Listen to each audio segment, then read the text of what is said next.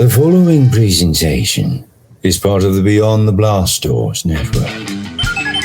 You're listening to Around the Galaxy.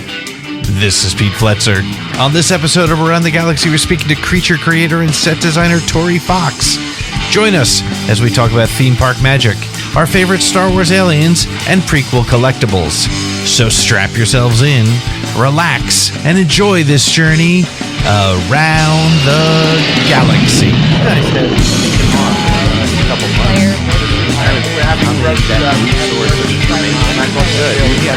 I'm in New Orleans, where kind of right now, beautiful, hardest part of lockdown.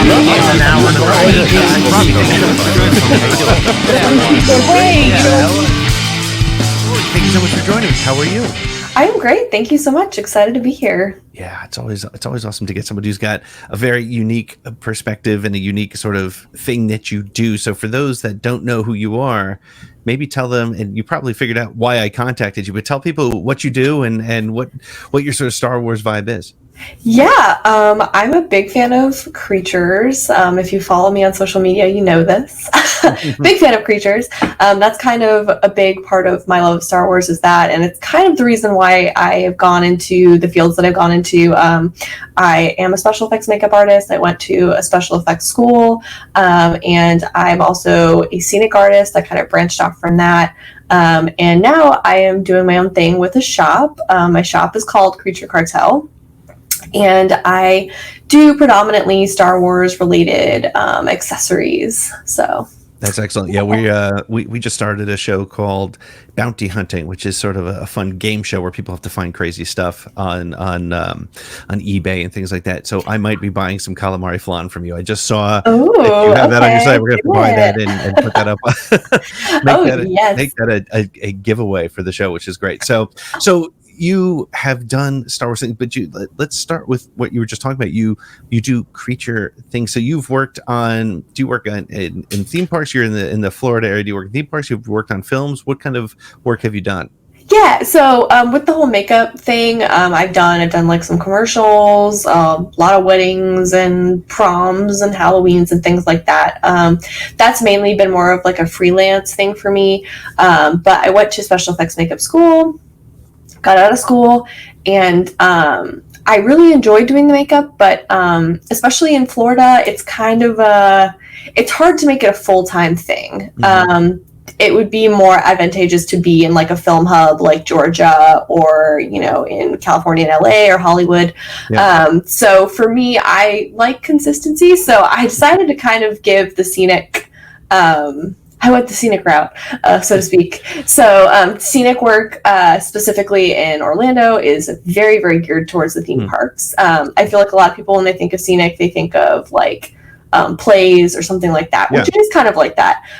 It's making facades. It's kind of tricking people into seeing something different than what they're actually looking at. I call it creative construction. Cool. So that's kind of like it's set design, it's props, it's everything involved in. Yeah. Oh, that's great. Yeah, it is. It's that, but it's almost like a step further a lot of times because a lot of one thing that you always have to look at when you're doing scenic for like a theme park is people can and will break your thing. So you have to make it out of the best possible material or the most durable material that you can find. Yeah. So can you share with us some of the theme park work you've done? Yeah, I can kind of like give like a little bit of a rundown of like kind of the things, kind of the skill sets that I've learned through. I can't really go like too far in. I also don't like to break up the magic too much. Sure. So, yep. But I have, pretty much every theme park in Orlando I have done something for. I've gotten to do a lot of really cool events and things. There have been some things that I am a really big fan of that I've gotten to work on. I will say that. And that's been really, really cool. And I also, there is one other theme park that's not in Orlando that I have worked on things that are in a theme park in California. Oh, that's cool. So I've done, Disney, Universal, SeaWorld, that kind of stuff. So the shop that I first worked for was like kind of a contracted thing. So it wasn't like we were strictly with any one theme park. So it was kind of a revolving door of whatever came in. And that was super fun and exciting. so yeah, through that I brought in a lot of experience with like painting and mold making and things like that, but it was all very specific to makeup. So being able to kind of branch out into that field, I learned a lot more about those disciplines and about how to apply them to more of the like construction aspect. So it's really cool. Yeah, painting, mold making. I learned how to use really big machines like a water jet or an CNC, installations as well. I got pretty strong for a while there. So so you so what inspired you to get into this, and were you a Star Wars fan as a kid, and how much of the Star Wars influence was it, or was it a different genre of films, or tell me a little bit about that perspective. Yeah, I've been a Star Wars fan my whole life. My family are very big Star Wars fans, so I can't really tell you the first time I watched Star Wars. Like that's how young. It's just Star Wars has always just been for me, you know. Star Wars is absolutely, obviously, one of the top things that's inspired me in my life. But additionally, I grew up on my grandma showing me like the Universal Monster movies, E.T., like just a lot of really good media and a lot of like creature-based media. So that was kind of why I ended up going more into the effects world. I've also lived in Orlando my whole life. My mom has worked for Disney since she was like 18. She opened Epcot.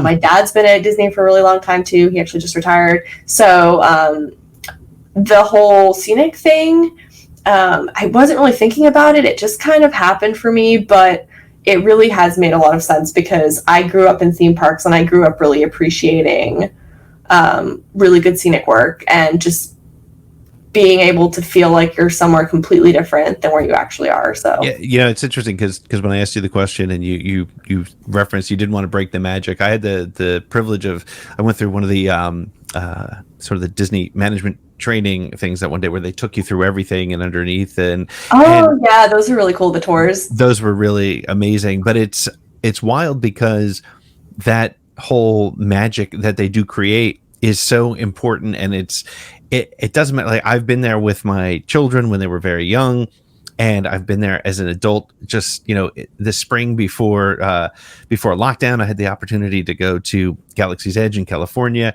and it doesn't matter if you're 3 years old or 30 years old or 80 years old, that really works. But let me ask you, if you've been around it your whole life, was the magic broken for you, or did that make it more interesting to you, the whole, whether it's movie magic or set magic or just theme park excitement? That's a really good question. I think it's enhanced more than taken away for me. I definitely think, you know, clearly there are things that I know about or I've seen that like you can't really come back from in terms of, you know, just looking at something and being like, that's what it is. So, but I think it really has been more of an appreciation thing for me. I grew up being fascinated with like Imagineering and stuff like that. And so reading books on what they do, and it's such a fascinating thing to me. So I think I even have a deeper appreciation for those sort of things. I think I have magic when I go, but maybe in a different way. Now it is kind of, it's funny, right? Because even, you know, whether it's being part of what happens on a film and then seeing that film, you play a part in it, but somebody is taking it to a different perspective. So even if you know what's happening, it still needs to work there. Yeah. So let's talk a little bit about Star Wars. And so you grew up with Star Wars around you. What are some of your first Star Wars memories? You remember which film you saw first? You remember what your first exposure was? I guess if I had to guess, my parents, it probably was A New Hope. But I just remember being so little and just sitting on the floor in the living room and it's on the TV. So I really honestly don't know the first. Yeah. But I would say a lot of the Star Wars memories that stick out to me the most are ones that are related to like going to Star Wars weekends, which was an event they had here at Hollywood Studios at Walt Disney World, which was incredible. I went like every year they had it, all through high school, but I was really young when it first started. And those were just some of the best memories, to see all the characters that they have walking around.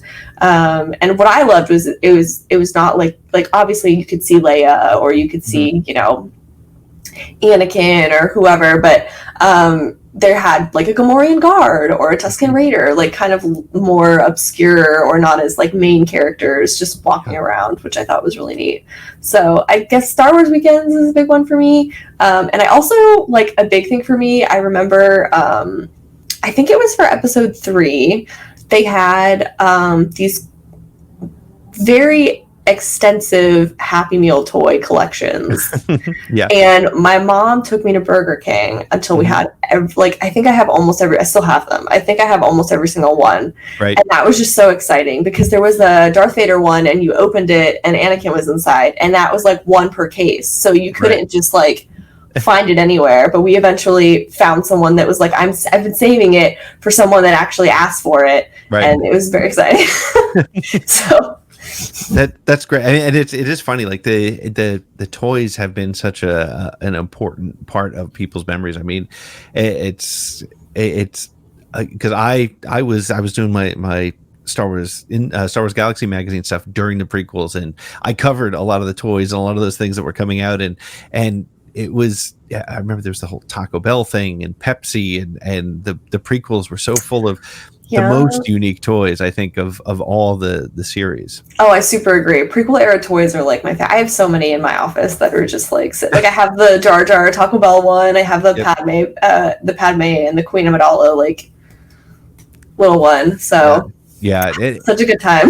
It's so and I miss that. I feel like people talk about, so what were the sequels missing or what, and I think it's the toys, and maybe, and it's interesting because a lot of people I think say, well, that's a sign that Star Wars is dying or whatever, some crazy stupid thing like that is, but it's just, I think people like have a different toy appreciation. I think like my 8-year-old, he likes the toys to a degree, but he's more about an engagement versus a toy, I guess. I don't really know. I can see. Yeah, I agree with what you're saying. I just like really weird stuff. So like for me, like I have looking at it right now, I have like a Sebulba.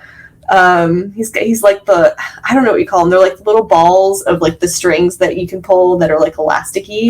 Like that's his body. Whatever they. Okay. Yeah, ball. There you go. Yeah. And that's his body, and then his arms and legs are just sticking out of it, and then his head's sticking on the top. Like I think that's so weird and so fun. I think I bought that at Celebration last year. Like I love the weird stuff. So prequel era is. It's the weirdest toys. The weirdest stuff. Absolutely. I like I said, I miss that. I wish we had more of that stuff. What's some of your favorite collectibles that you have? So I don't know if I really have like a lot of like collectibles, because I just buy like I said, it's just like really weird, like dumb stuff. But I mean, I'm kind of the same way. I like buy, and that's what's ridiculously dangerous about Star Wars stuff right now is I buy what I like, and unfortunately, like every time we turn around, there's something else I like, and I'm not, I'm scared. I'm a Funko nut. I mean, you can see in the back, and that's like a very small percentage of them. But I'm trying to pull back on that. I'm like, but I kind of like the Black Series figures, and if I get involved, but luckily I'm not a completist. I used to be a completist, but to your point, and I'd love to hear what the stuff you have. There's really kind of cool different things that you can find that are even in some cases one of a kind. Yeah, I think that's the kind of the point that I'm at, is like a lot of times I will buy something if it's something that's just like, I'm like, I'll never see this again, like that's really like the big thing for me. I'm not super big on action figures. I have like a couple because I really like, I bought like the Memphis Nest Black Series because I love Memphis Nest, but there's really not a ton that I would like really like fight someone in a Target aisle for, but I guess just looking at my office right now, so I have one of my favorite things I have is I got it at Celebration. They're always at every single celebration. Like I always see them, and I never took the plunge until this past one. It's just a booth that has all these like Barbie dolls of every character. And I don't know, she didn't come in packaging, so I don't really know if she that was a thing that they actually made or someone custom made it. But it's an Aura Singh like Barbie doll essentially. Oh, wow. And I love Aura Singh. So that is probably one of my favorite things. I have that. I have the Happy Meal toys. I think that's probably one of the more unique things I own is Aura Singh. Aura Singh, that's so great. Talk about a character that and Star Wars is full of those, like the character that they dangle out there, and because the reason I always Aura Singh has a special spot in my heart was because I covered the New York City premiere of Phantom Menace for Star Wars Insider, and the cover of Star Wars Insider, they did two. One was a Jedi starfighter, which was cool, but the alternate cover was Aura Singh, who literally had 3 seconds, if that, in the film. That's insane. But wow. But that's what's so interesting about Star Wars is like something about her appealed to you enough to see a Barbie doll of her, and you had to have it, right? So yeah, absolutely. And that's what I love about Star Wars too, and that's why it's fun to look at the sequel trilogy right now. And I mean, I am someone who's always looking in the background. I really enjoy kind of more of the background characters, but it's interesting to look at the sequel trilogy and wonder where we're going to be at in like 20 to 30 years and like what people are going to be obsessed with, because people are like obsessed with the cantina, which when they made it was probably not like, people weren't dying for all those Funko Pops of those characters in the background. So I'm really intrigued to see how things progress over time with the newer movies. Yeah, and you had a whole scene like the Canto Bite Cantina, which was so as a costume and creature designer, how did you tell me? I was gonna ask you about some of your favorite creatures. We'll get to that in a second. Okay. Because we just hit Canto Bite. Tell me about how did you respond to that? Just array of just madness. It was like pure Star Wars craziness. It's Canto Bite is so good, and it's such like an inspiring just to look at it and the richness of it all. And I really just there's like a pretty good chunk of the Director and the Jedi, like the behind the scenes featurette for the Last Jedi with Brian Johnson about it, and just those like couple minutes they're amazing, and I would like more, please. Like I would like several more hours of footage of them planning Canto Bite, because it is it's so seamlessly put together. I love the mixture of like really high fashion makeup, and then you have some people that are in like alien prosthetics, and you have some people who are probably more like in like a mask. It's just so seamlessly put together, and I love Canto Bite. I love the idea of Canto Bite. Obviously, clearly, a lot of people there are like horrible people, but like the glamour and like the casino aspect, and then also kind of like that seedier underside. I don't know if you read like the Canto Bite book, but highly recommend. Amazing book. Yeah, and it was so full of just amazing things. And again, it's one of those things that I think makes Star Wars infinitely rewatchable, even though, and I've said this before, I didn't love the story direction of Canto Bite, but looking at Canto Bite, you can watch it over and over and over and over, and you're always going to catch something. An incredible place, yeah. So who are some of your favorite creatures? I love that you mentioned like the thing that you enjoy, because it's kind of where my mind was at too with the Disney, what were they called, the Star Wars days, whatever they were, the Star Wars weekends, Wars weekends, and you mentioned that there was, not only did they have the guys that but they also had Tusken Raider and a Jawa and these things. What are some of your favorite creature designs from Star Wars, and why do you like them? Oh, okay. Such a hard question. I feel like I get this question like a lot. I guess I've kind of done it to myself. But it's really hard to pick. Like, there's just so many. But I guess from like both the character and a design standpoint, I really enjoy Sy Snootles. I think she's amazing. I love her design is so strange. Yes. How did you feel about the CG version versus the rubber version? I like both. I like both.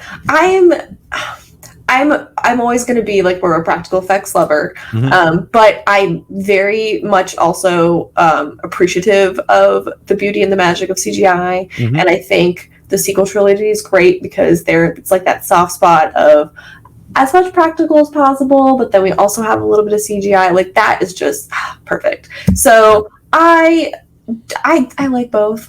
Yeah. I'm not Okay. picky on that. I feel like I was pretty young when the discourse came out for, like when they kind of changed everything. Yeah. But something that I think is really fun is to look back and you can kind of see they pretty much change something like every time they re-release. Yeah. So it's interesting. It's funny. But so I really enjoy Sy. Just because her anatomy is just so strange, but it works somehow, and I really enjoy her color palette. Like the yellow with the purple is just like really pretty and like almost regal. So her design's great. I feel like Golden Age for me, like in terms of creature design, is going to be like the prequel era. I love Jar Jar Binks, love Sebulba. I love like the overall design of their bodies, like somehow really, really tell their story super well. And I'm big on like skin texture. So if you look at like Jar Jar's skin texture, there's a lot of like really fun patterning happening there. Same for Sebulba. So, and then Mon Calamari will always have a special place in my heart. I love me some Admiral Akbar. And that was kind of like the first thing I ever sculpted, like effects wise. I did a Admiral Akbar style mask. So is that the one with the big eyelashes that I saw on your Instagram? I think it is. Yeah, so she has eyelashes. So they were like, okay, we're making masks this week, and I'm like, oh, okay. So that was the first time I had ever like really seriously sculpted. And I was like, I guess I'll do Admiral Akbar. Like, I love him. And so the type of mold that I made, it didn't make sense to make like his little tendrils that he has all over. Like, I was going to just apply those afterwards and make them separately. And I got to a point where I was like, I don't know if I want to like give him the whiskers. Like, I don't know. And I was like, maybe I'll just make it a girl. So I think at lunch that day, I like ran to a craft store, bought some felt to make like really ridiculous eyelashes for her. And she was Amanda. It's Amanda Akbar. So That's great. So you love Admiral Akbar. How would you compare? It's interesting because one of the things that I've said a lot lately on the show is that I feel like that you have the three trilogies have really three very different feels. I mean, obviously, a movie made in 1976 is going to feel like a movie made in 1976. The prequels have a certain sort of, I call it sort of shininess to it, right? It's sort of high gloss. And then you have, I kind of feel like the new movies have almost like they tried to go for that 70s look and feel, but they're made during the Avengers era of filmmaking, so it's got an even different feel. Yeah. As you look at that, how has that impacted the creature design, and do you feel like it's consistent over all 9 films, or do you feel like there's some bigger wins than others? That's a really good question. I feel like I say that every time you ask a question. But anyway, no, I agree with that statement. I think they do have different feels. But I think I'm okay with that. For the most part, and I think the prequels get a lot of like, they get a lot of trouble from people because of all the CGI and all that. But I think, think about the time period. That was like really big. That was massive. And the amount of work they did and like the creature design and stuff, like that's not easy. And that's amazing. So I think for like specifically the philosophies of the time have affected the creature creation the most, right? Because like prequel era is like, wow, we have CGI, we should use this as much as possible because it's a really cool thing. And then you have the originals, which are clearly, mainly practical just because of limitations and things like that. And then I think sequel trilogy is kind of the movie. Sorry, words are hard right now. You have like Hollywood kind of realizing that, we can kind of do both. That's kind of like the soft spot. It's kind of the best thing that we can do. So, and clearly different people in charge and all of that. But I really enjoyed pretty much every era. I don't really feel like there's maybe like lacking, quote unquote. I would say the only thing, and this is something that I would say spans everything. Clearly, you can't really introduce things back to the original trilogy, but because that was kind of like the starter. But I wish there was a little bit more integration between like prequel and sequel. Like I wish there was a little bit more of species that we've seen before in the sequel trilogy. That was something that was kind of missing for me. Yes. But I also have to say to myself, okay, the galaxy's massive. Like, how am I going to know how aliens move around? You know, so it's one of those things where it's like, it's not really something that I can say, like, doesn't make sense. But I personally wanted a little bit more of, like, you know, some Twi'leks or some Deberonians. But I do have to say the era has pulled through, because Mandalorian brought back a lot of the old species that I wanted to see. 100%. It's funny. It's like you knew where I was going with this, because that was one of the things I wanted to say is I felt that too. I felt like Twi'leks feel to me, and this is totally super nerdy, but it's a Star Wars podcast, so I can go there. But feel like to me, like Twi'leks are like, they should be everywhere. You should see them, not everywhere, but more often. The fact that we didn't, I don't even know if we saw any in the sequel trilogy at all, and they brought back, they created aliens. I think maybe, I'm trying to think. I know that there was one. I know that there was one in Kanto by concept art. Yeah. But I'm kind of blanking on whether one actually made it in. But yeah, I agree. Yeah. There's not really a lot that you see that are like very prominent. And so it's interesting, because it almost feels like Star Wars is trying. It's I don't know. I'm overthinking it, I'm sure, but it's like Star Wars's vibe is that there's, as you said, it's a huge universe, and so there is going to be an unlimited number of aliens. However, I think from a familiarity standpoint, to see a couple more, I don't know, the walrus men or hammerheads, but you can tell I grew up with the 70s action figures. That's what we called them. But to come up and see more of those would be great. But the point that you just made about Mandalorian, I think, is 100%, and that is that they're sprinkling in the things that we want to see. And so tell me, as a creature designer and a set designer, talk to me about how you feel about the success of the Mandalorian, and what are they doing really, really well, and why is it working, do you think? So I love The Mandalorian. When it was announced, I was besides myself, and I was very, very lucky to be able to go and be like in the room for when they showed some secret stuff at a Star Wars Celebration last year. It was like the best day ever. The Mandalorian is everything that I wanted out of Star Wars. And I do think a big part of that is kind of bringing back a little bit more of the like classic creatures that we're used to, giving me a little bit more of that scum and villainy and stuff like that. So I think it works for many, many reasons, but I think a big part of it is you kind of touched on it, like a familiarity, but also we're getting new stuff. Yeah. It's kind of hitting all the right spots with things that we're familiar with, maybe locations or maybe people or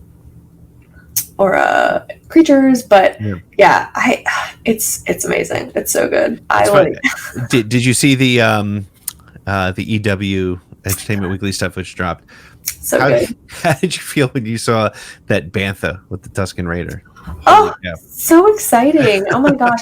I'll be honest, I was kind of like, we're going back to Tatooine again. Okay. But other than that, I was pretty stoked. Like, that's such a beautiful shot of a bantha. Yeah. Oh my gosh. It's like the best view we've ever seen of one. Yeah. I know. It was really exciting. Oh my gosh. It's funny too, because I'm with you, and like, I don't know. I feel like Tatooine,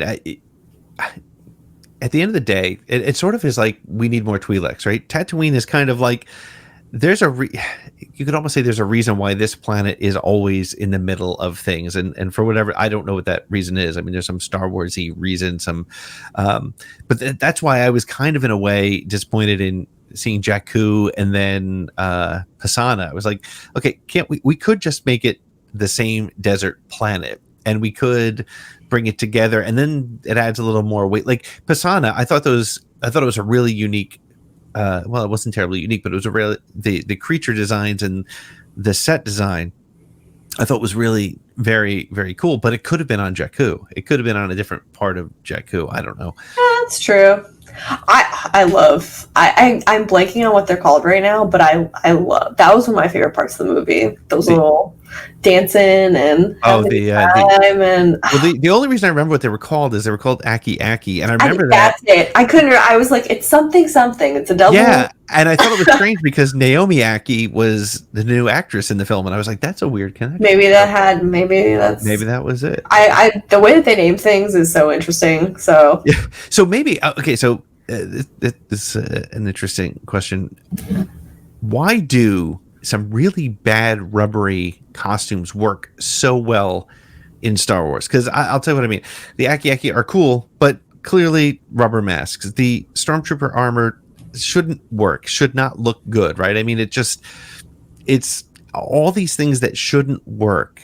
And I hate to be negative, and I'm not being negative. I agree with what you're saying. Because it does work. Like, if you saw that in Star Trek, whatever, or in this year's blockbuster film, sci-fi movie, and you saw a mask like the Aki Akis, you'd be like, I get where they're going, but it's clearly a guy in a suit. But in Star Wars, you're there. You're like, yep, that's what it is. Why does that happen, do you think? I think a lot of it is the familiarity. I think it's just realizing that you're walking into a Star Wars movie and I'm going to see some like weird creature that maybe doesn't make 100% sense, or seeing armor or something that probably doesn't like hold up or probably wouldn't make sense in the real world. But I think part of it is that, and I think the other part of it is kind of like how you dress it up. Like, I think Star Wars has a really amazing way of just like, when you look at the Aki Aki, they are dancing and they're having like a party and they're all like, the way that Star Wars presents things in almost such a human way, I think, is why it's so believable. Yep. Yeah. I think you're right. And it's funny because I think it was Ralph McQuarrie who, when he was looking at some of the designs that George approved for A New Hope, he was like, this is not going to work. Really, and that's what is so, and I've said this a couple times recently, when you look at it, none of it should work. None of it. But it all does. Everything does. I mean, the cantina scene. Yeah. It should have failed. Was just thrown together. Right. One of the most popular things. Yeah, exactly. There's you look at it, there's a Wolfman mask in there. There's a guy in an astronaut There's outfit. A devil mask. There's a devil mask. Right. Yeah. It's like, but it works, and I think that's just part of that. And yet, it's interesting that and I agree with you that it's because you accept, I'm going into the Star Wars movie, I'm going to take everything I see, and yet, in some cases, it's a fandom that picks it apart so much. It's amazing that doesn't. That they're like, yeah, I'm fine with a rubber mask, but I'm not fine with this weird plot sort of physics that shouldn't happen. I'm not okay with bombs dropping. I was just gonna say that, which like actually that whole argument makes me so mad because actually it does make sense, but well, because if there's gravity in the ship, right? As soon as it leaves the ship, if it's in space, it's just going to continue going in the same direction it was going in the ship. Right. So to me, that makes sense. But really, honestly, we shouldn't be debating this because there's so many other things in Star Wars that don't make sense physics-wise. So. Right. Like fire in space. So just like let it happen. Just don't even think about it. And maybe that's why the rubber masks work, because you're just like, yeah, this is cool. I just want to enjoy it. So yeah, that's the thing. Yeah. That's great. So so I don't think so. You said Sy Snootles. I'm going back to the favorite creature thing. So, what might be some of your favorite sort of like what is a design? Maybe let me ask it this way: when you think of sort of the typical Star Wars design, if you had to pick one creature design that to you is just like that is Star Wars 100%, which one might you go with? Ooh,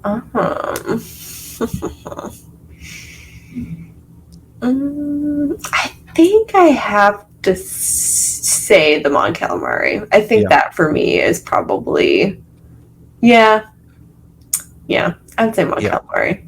Again, something that shouldn't work. It's named after squid. I mean, like literally squid. Yeah, but it fits with the visuals. Like I love Mon Calamari. So good. Yeah, I think that's gonna have to be the one for me, because I think when I think of aliens in Star Wars, that's definitely one of the first ones that come up. I would say Twi'leks also as well. Yeah, I think are very like unique to Star Wars kind of visual. So yeah, that's great. Yeah, that's gonna be the iconic one. Cool. So what's I mean, obviously, I think we're all looking forward to Mandalorian season 2. Knowing what you know about what we're supposed to be getting over the next several years, what's something you want to see from Star Wars over the next couple of years? I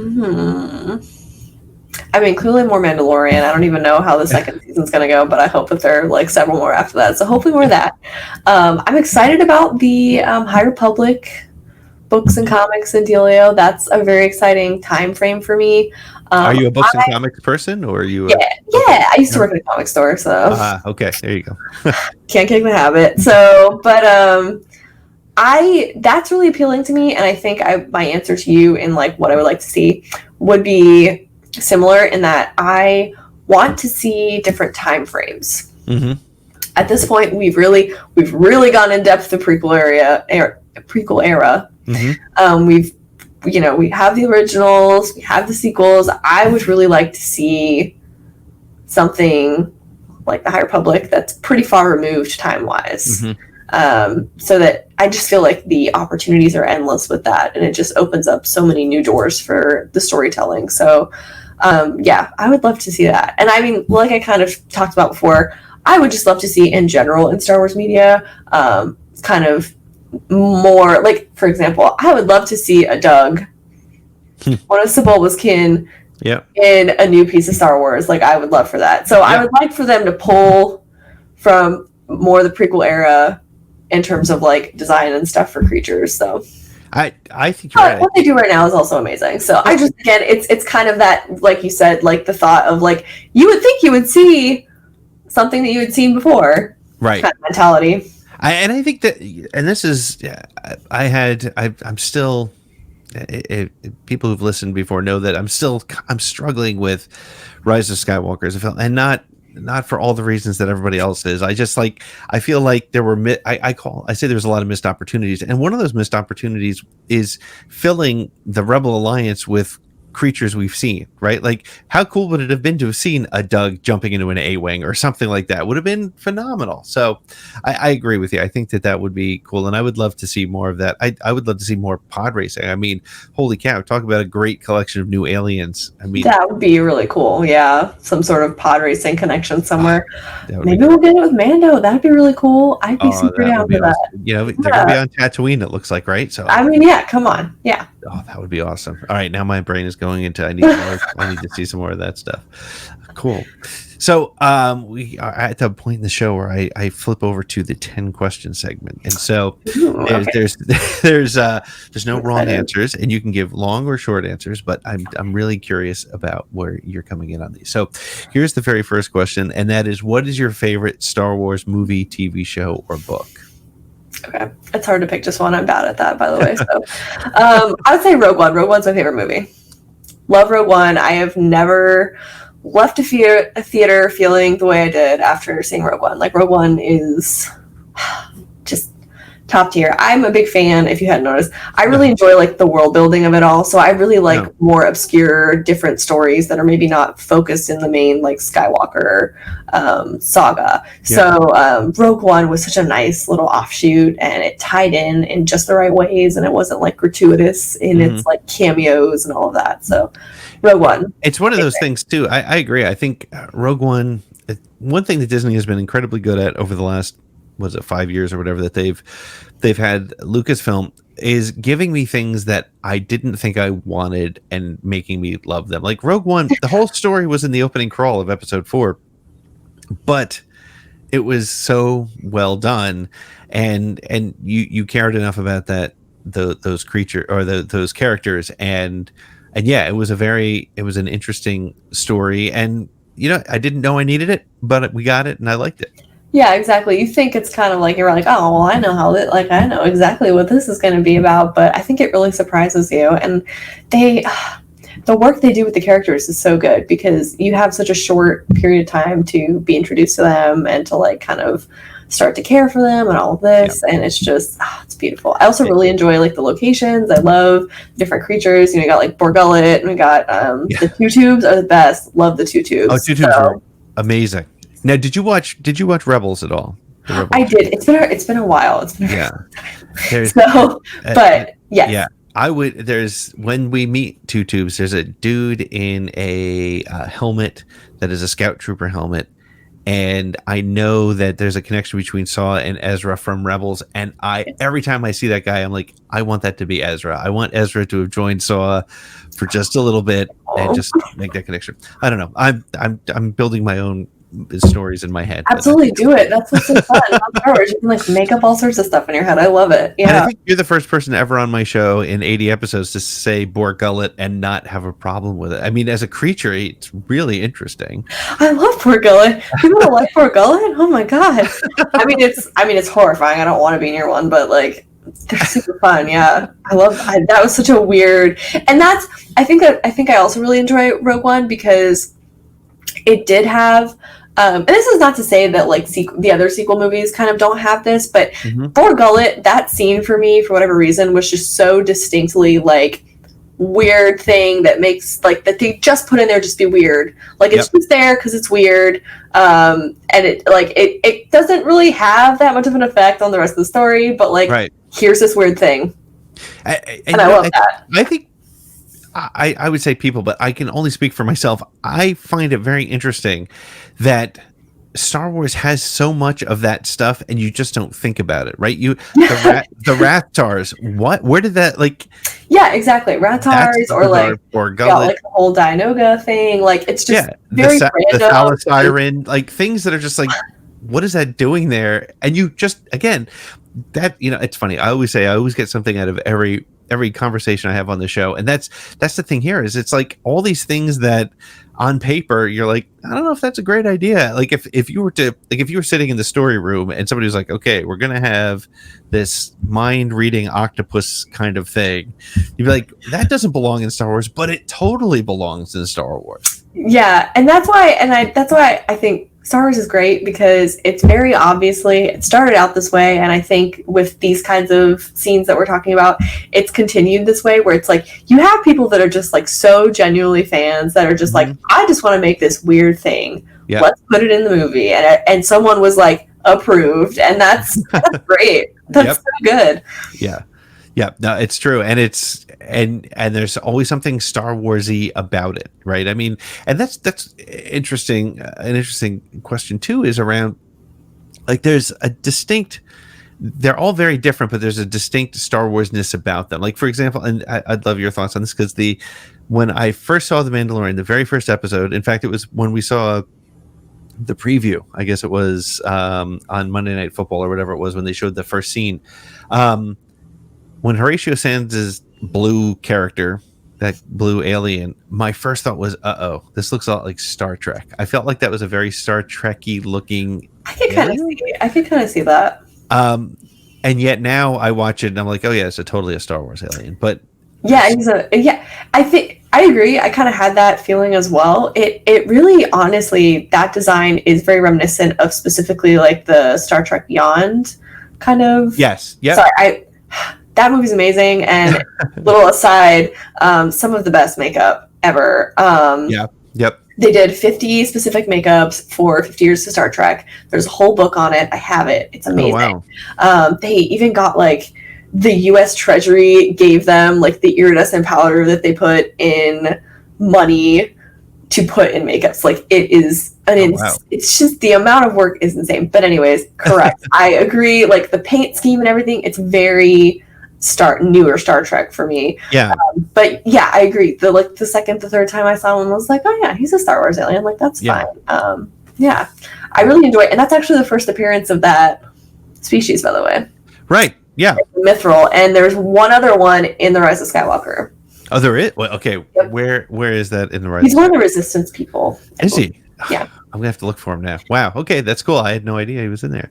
Yeah. But again, there's the Mandalorian in that first scene, giving you a brand new alien, but also giving you an alien you've seen before in the It's perfect meshing. Yeah, very great. cool. I can't believe I know the names of alien species. It's crazy. Amazing. Yeah, I can believe it. I have a Star Wars podcast. This is what you do. Okay, so I have to ask you, what's your least favorite Star Wars movie, TV show, or book? The Rise of Skywalker. Yeah. Yeah, I don't talk about it a lot because it's a very like a little divisive. Yeah, some people don't want to talk about it. I will not lie. I sometimes am a little. It hurts me a little bit sometimes. Yeah. That I didn't like. It just hurts me that maybe this wasn't my favorite. Yeah. And that's not to say it's not that I don't like it at all, because I feel like Star Wars is like pizza. Like, even if it's not like the best, it's still pizza. Like, I'm still there for it. Right. But yeah, I don't know. It kind of sucked that like the last one was kind of ended up being my least favorite, but yeah, it is what it is. And I've had an amazing. I love all Star Wars, so I've had a really great track record with everything else. So yeah, it's one of those things. Yes, I mean, and is it a horrible movie? No. Is it your favorite? No, but you kind of want that last one to be your favorite. Correct. And I think that makes it harder to swallow. And I've been saying this for the last several episodes. I'm trying to get my head around. I want to be able to analyze Rise of Skywalker in a way that doesn't offend people, because there are people that absolutely love it, and that's, you know what, that's great. I'm so glad people love it, but I don't know. I still feel like, as I said before, missed opportunities. Right? It was a bunch of missed opportunities and story choices that I'm still not sure about. So, all right. Before we go down that road, I'll move on to our next question. Would you? Yeah, we don't want you attacked on Twitter. That would not be good. So, what would you consider yourself, an Imperial or a Rebel? I guess a Rebel. I really feel like if I was in the Star Wars universe, I don't think I'd be either. I think I'd be kind of the like smuggler part of society. But I would say if I had to pick, Rebel. Yeah. Rebel. That's fair. That's fair. Nobody wants to be a bad guy, but there's something appealing. No, but I think they're, I could see it. I could see why. That's fair. All right. So, what's your favorite Star Wars sound effect? Okay. Can I say two? Sure, you can. Okay. Sure. So, first one is the sound that the lightsaber makes when Rey throws it to Kylo Ren and he shoots it through the Praetorian Guard's head, and it's like a really quick like opening and closing the lightsaber. Yeah. That's a cool sound. And before you give me your second one, I love when there's two types of people who answer that question with lightsaber. There's people who say, I like the lightsaber sound, which, you know what, totally legit answer. Great answer. Yeah. But there's people like you who chose a very specific. I had Steele Saunders on, and Steele was like, the igniting of the green lightsaber, there's a specific sound to that. There's the sound of when you first hear Kylo's lightsaber come on in Force Awakens. There's the first time you hear it. So I agree. I think you can say lightsaber, that's fine, but to have a very specific. So when he ignites that, and I think it's not just the lightsaber. I think they did a great job also with the sound of the armor kind of exploding when it kind of went through his. Yeah, it's kind of a combo sound. But I'll count it as one sound effect. That's great. It's kind of like a pew, but like a crazier pew. Like, I don't know. It's good. That's very good. I really enjoy it. My second one is I really enjoy like the sirens, like the like on the ships, like the like it's just such a haunting, weird siren. Yeah. That goes off. And it was used incredibly effectively in the Rogue One trailer. Yes, that when I think about that sound, like that's the first thing that comes to mind is the Rogue One trailer. Yeah. I remember when that trailer came out, and I remember I guess I don't even know how many years ago that was, but my kids were younger. They're 8 and 11 now, so I guess they were, I don't know, I'm not very good at math. I'd say 5 and something. But I remember they were walking around the house making that noise because it stuck with them. And of course they were also saying, so funny, I have a video somewhere of my daughter, who was very young at the time, going, what will you become? and because the line that Saw never actually said in the movie, but was in the trailer. Right. But yeah, you're right. The siren is, and it's again, it's uniquely Star Wars, right? It's familiar. It sounds like something that's probably on a Navy ship or something, but it's familiar. It's like a step further. Yeah, very cool. Yeah, awesome. So, who's your favorite droid, R2, 3PO, or BB-8? This is a hard question. Not a fair question, I know, but I'm throwing it. Well, actually, none of them are my favorite droid. Okay. But all right, so tell me of these three, and then tell me who your favorite droid is. Okay, great. I think I have to go with BB-8. I think BB-8 was the first droid that I ever really was like absolutely just super all about. Like when we first saw BB-8, I was in love. I really enjoy C-3PO too, though. But like, yeah, BB-8. It's got to be BB-8. I really enjoy the specific beeps and stuff that BB-8 has. Like they're just so cute. Yeah, and the thing that I remember is I remember hearing or reading spoilers or leaks about what BB-8 looked like, and I remember being like, "That's not going to work." And then I saw him, and I was like, "Oh my god, this is the coolest thing!" In fact, I remember when the Sphero droid came out. And it was impossible to get. I was making phone calls all around the tri-state area until I found one. I had to drive like an hour to go get one because I had to own him. I had to have a little BB-8. So. Absolutely. I got like the Target one. It was like, I think it was maybe like $70 compared to, I think the Sphero was like what, 100? Yeah, when it came out, it was like 150 or something like that. But it's like, it's pretty, it's like bigger. Yeah. And it's, yeah, but I had to have one too. I was like, I gotta do this. But yeah, and I also think I was gonna say, with BB-8, there's like a certain level of excitement that I have because it is such a weird design, and like I understand how it works now, but like when I first saw it, I was like, how does this work? Yeah. And like, yes, obviously, you know, like when BB-8's running, he's on like poles and they're pushing it, but to see people that actually like make BB units and they can roll around just fine in exactly the correct way, like that's super impressive and very exciting. It's kind of an interesting thing because it was this literally a back of the napkin design by J.J. Abrams that, again, when I heard about the leaked version, I was like, that's a weird thing. And when you see it, like anybody, especially because you build sets and so you're familiar with the physics of everything, and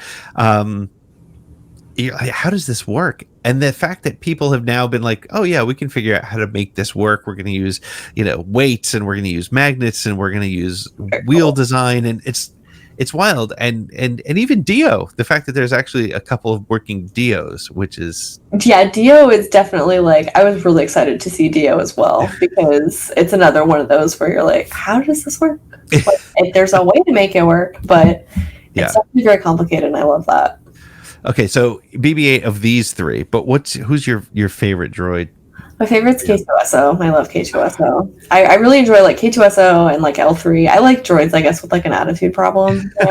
So K2SO is like my favorite. It's funny, and it's interesting too because I was just asked on actually a different show earlier today what my 5 favorite Star Wars characters were, which I was not prepared to answer, but of the 5, I realized 2 were from Rogue One. One was K2SO, who I that's why I want the Cassian series. Yes, I want all the other stuff that's going into it, but I need more K2SO. I need more when he slaps Cassian and says there's more where that came from. Things ever. Oh my god. The best. And I can't tell you how many times I say it's high. It's very high. It's just because he's so awesome. But the second character from Rogue One that I called on was Orson Krennic.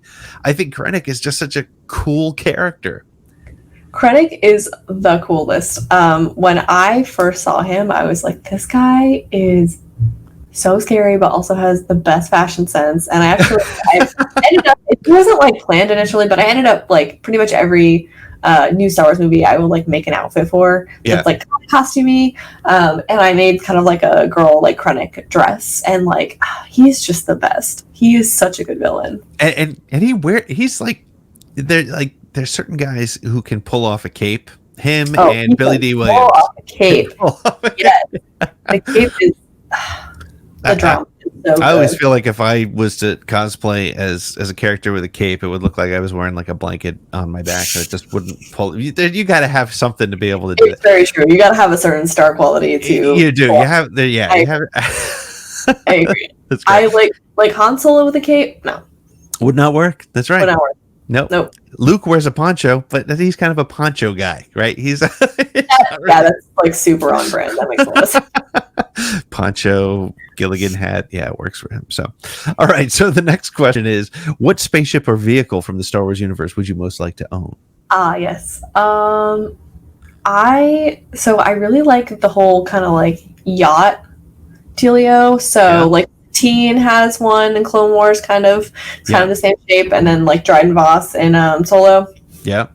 Love that. I think that'd be really cool because it seems like it's very functional. Like you can definitely kind of like move it quickly, clearly. You know, in both scenarios, there's like an element of like action and stuff going on, Right. And people that would be in the action own them. So I would think that it would be practical in that way. But it's like definitely kind of like a cruise ship. So like there's just so many levels. Like I feel like there's probably like a buffet level. There's probably like a shuffleboard deck somewhere. Right. I want to have the practicality, but I also want to be able to like lounge about, you know, have some leisure going on. And they're both really pretty and like really intricate inside. Yep. I really like that. I feel like a lot of Star Wars ships, rightfully so, it makes sense, but a lot of them are very like practical inside. It's very like just metal and Right. bolts and all that. But you know, they both kind of have a really nice design to them. And Dryden's is very Art Deco, and I love that kind of style. So Yeah, and it's what's cool. I like that it's vertical as opposed to horizontal. it's such a cool design. It's so fun. Yeah, absolutely. And you have that like deck on the top where like you have your big office and you just like so fun. Yes. Awesome. Good call. First one to use that to select that. Everybody says the Falcon. Everybody says and you know what? Everybody wants. I mean, the the Falcon is really cool too. Yes. I mean, you probably like. I'm guessing Lando's Falcon a little bit more than Han Solo's Falcon. kind of because I just love Lando so much. Yeah. But I feel like both have their charms, and I really enjoy how the Falcon we've just seen the Falcon basically. Yeah.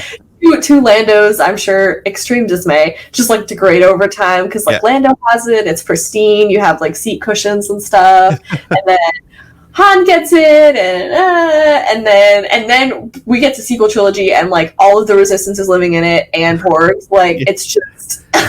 So all right. So what do you think? We're 5 years after the sequels. Rey has taken it. She's buried the lightsaber. She owns the Falcon. Do you think she's upgraded it, or do you think she's just like because she lived in the AT-AT? Do you think she cares, or do you think she's just kind of left it as is? That's I feel kind of both ways about this because I think yes, she has the capability to make it better, and I feel like she probably makes a lot of improvements in terms of like actual running of the ship. Like I definitely could see her, you know, improving like the hyperdrive or whatever. Right. But I think I kind of view her as someone who's very like nostalgic and would probably very much like to like remember like Han and all of that. So I don't feel like she would change the inside like visually too much. I feel like her upgrades would be more like of a practical nature as opposed to like. I definitely would strike me as a seat cushion person like Lando, I guess. right. She doesn't have a cape closet or anything. Yeah. I think I'm gonna have to ask that question to more people. I kind of like where that. That's a really. That's yeah. Good question. Yeah, as I get closer to the 100th episode, I'm like, I have to change up these 10 questions, so maybe I'll have to add that one. They're good, though. They're good questions, man. All right, of these three, who's your favorite? A Porg, an Ewok, or Jar Jar? This is tough for a creature person. This is to choose because I do love the Ewoks, but they're kind of like immediately out because I really enjoy Porgs and Jar Jar. Mm-hmm. I think I'm gonna go with Jar Jar because Jar Jar was like a big part of my growing up, and you know, seeing the prequel movies for the first time. I also feel like people hate on Jar Jar way too much, and they should not. So I'm gonna go with Jar Jar because Jar Jar deserves all the love.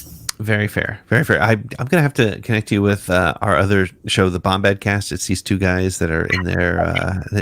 They have Jar Jar in their logo. And I think they're going to do a show about prequel era toys. I think you might be Might be good to be on with those guys. Oh man, yeah, let me know. I'm I'll- super interested. Absolutely. All right, I'll hook you up. All right, so the next question is: if you could be any character from Star Wars, who would it be and why? This is so. I've been thinking about this, Okay. and it's hard Hmm. because I feel like everyone in Star Wars gets a really rough run. Yes. Yeah. I'm like, yeah, really? 'Cause I'm Very like, few make it out alive, and yeah. Like I'm Yeah. like, oh, like I really enjoy, like I really love, like Ahsoka, and I'm like, oh, like that's like a painful stuff. That's some painful stuff to live through. I yeah. don't know. I guess my answer is Sy Snootles, unsurprisingly. Yeah. Because we've only seen her for maybe 10 minutes collectively, Mhm. but in that time frame, she has established herself as like kind of a bounty hunter Mhm. and a boss, and like not afraid to kill her gangster boyfriend who betrayed her, Yeah. and then also like a very talented performer. Like I can't help but feel like the rest of her life is so interesting Yeah. and fun. She's like the So- non-human Lando in a way. She's kind of like, takes care of herself, kind of. Yeah, and I can totally see that. I mean, there's this, I can't remember what reference book it's in, but it's like kind of my favorite thing ever. It's a picture of her kissing like a guy. He kind of looks like a guard or something. On like Jabba's palace. Not Jabba's palace, I'm sorry. Jabba's sail barge. Yeah. And it's her like kissing him on the cheek. Like it's the puppet like kissing him on the cheek. And like, it's just, she's so cute. I love her. Excellent. Well, again, another thing nobody has chosen before. So very interesting. Very good. I'm- Maybe I don't need to change this up. So I'm gonna ask you this one. This one is sort of in flux, so I might throw in a bonus question. So favorite trilogy, originals, prequels, or sequels? Okay, so I want to start off by saying that I think this is kind of a dependent on mood thing as well. Mm-hmm. But like, I think prequels. And this is, by the way, a very difficult decision. But I think for me, a lot of the design of the prequels is so incredible, so inspiring. Yeah, I have to go prequels just for that fact, and kind of like the nostalgia of it too, because that was the first set of movies that I could actually like experience as they came out. So yeah, I think that's a lot to do with it. I mean, my daughter's Star Wars is sequels, and she was 2015, so she was 6 when the first one came out, or when Force Awakens came out, and I remember her when she saw her first images of Rey. She went and she ran upstairs to her room and she made her own Rey costume, and she tried to do things with her hair, and so she was. But Rey, the sequels are her trilogy, and it's interesting because she loves Force Awakens and Rise of Skywalker, and she doesn't love Last Jedi, and I'm trying to figure out why that is, and because it's Rey's movie, I think. I mean, they're all Rey's movies, but it's interesting that that's her least favorite, and maybe it's because it's a little bit more. I don't want to say cerebral, but it's a little bit more. It's a different type of movie. kind of heavier stuff. Yeah. Yeah, it's a little bit more. The way I've described it, and I think this is why people they don't want to necessarily admit it this way, but like I think it's a more difficult movie to grasp from a larger Star Wars perspective, because I always feel like every Star Wars movie has galactic implications, right? Every single one of them, whether it's the prequels, the fall of the Republic, or the original trilogy, the defeat of the Empire, but The Last Jedi is a very personal story between Luke and Rey and Kylo, and it's a very intimate story. Yeah, there's really essentially the rebooting of the rebellion, but that's so secondary to all the personal things happening in that movie. Yeah, I could see that. And like it is like generally speaking, it is kind of like the fate of the galaxy, but it's a very kind of like isolated small scenario. Yeah, and it's told from I mean, at the end of the day, it's what leads to the end of the Sith, right? I guess on its way toward Rise of Skywalker. But it's told from this this 3 people, like intimate portraits of 3 people. So, and I can see where, a 9-year-old kid would be like, that's great, but give me more of the action of where's my heroine killing people. So, yeah. All right. So the last question on the list is, what is your favorite Star Wars quote? Okay, it's hard to pick one. I would say I'm one with the Force. The Force is with me is like my favorite because I repeat that to myself a lot. It's kind That's of great. Like, Now, are you a Clone Wars watcher? yes. So how great was it when Ahsoka said that? I almost fell out of my chair. I was like, well, "What did you just say? Rewind it." That was amazing. Yeah. That was one. I think that's one of the most underrated moments of season 7, which was a season full of amazing things. Oh yeah, 100%.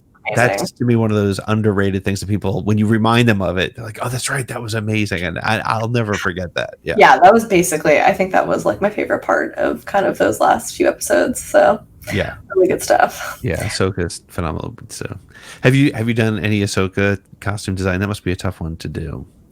No, I haven't really. I do love her. I don't know. I really, weirdly enough, have not done like a ton of like what I would consider like serious Star Wars cosplays. I've only ever done. I dressed up like Rey from like her throne room outfit from The Last Jedi. So I haven't really done anything crazy like that. I actually have thought like many times about doing an Ahsoka cosplay.